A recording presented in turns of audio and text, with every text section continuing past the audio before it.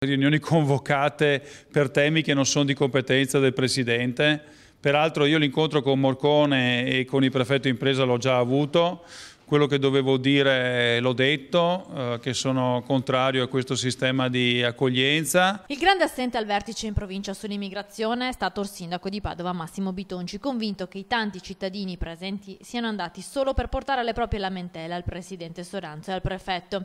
In discussione la possibilità dell'hub provinciale, ma secondo Bitonci i flussi di migranti verso il Veneto devono fermarsi. Non ci devono essere guerre tra sindaci sulla distribuzione, semplicemente questa deve essere bloccata, dice. Dopo l'incontro settimane fa con il prefetto Morcone, il sindaco confida che anche la situazione della Prandina venga risolta, altrimenti la gente scenderà in piazza. Prandina verrà liberata entro il termine previsto dal decreto del 2 settembre, quindi quella è la scadenza che mi sono imposto.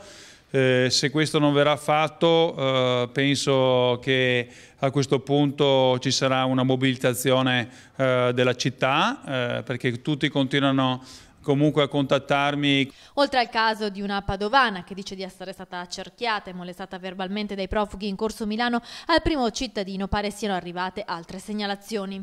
Ho ricevuto e continuo a ricevere segnalazioni di questi ragazzotti che insomma che chiedono soldi in giro, che quindi fanno anche dell'accattonaggio. Il sindaco inoltre definisce inattuabile la proposta dei deputati padovani del PD che hanno parlato di incentivi per i sindaci accoglienti e poi attacca il premier Renzi, che ha detto che i primi cittadini italiani devono lavorare di più per tenere pulite e in ordine le città. Questo l'ho trovato veramente uno svarione che è tipico di chi parla, di chi chiacchiera, un po', insomma, dopo tutto lo conosciamo, insomma, il Premier quando fa questi lunghi discorsi poi si dimentica di essere stato a sua volta lui sindaco.